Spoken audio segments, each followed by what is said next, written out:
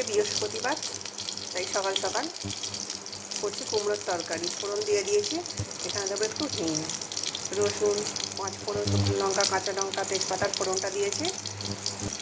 এইবার কুমড়ো, আলু,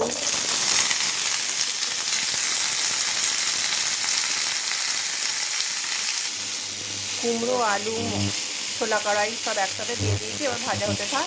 এতে আবার মশলা দেবো, আদা দেবো, জিরে দেবো, ধনে দেবো, লবণ, হলুদ তো দিতেই হবে।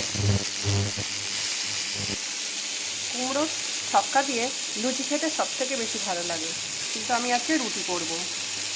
আমাদের রুটিটাই বেশি খাওয়া হয়।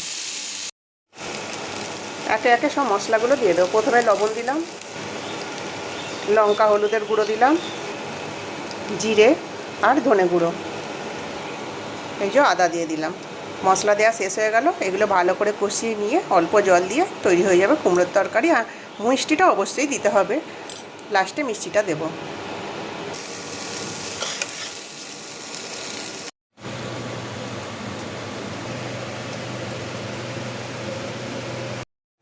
সকালের ব্রেকফাস্ট রেডি হয়ে গেল।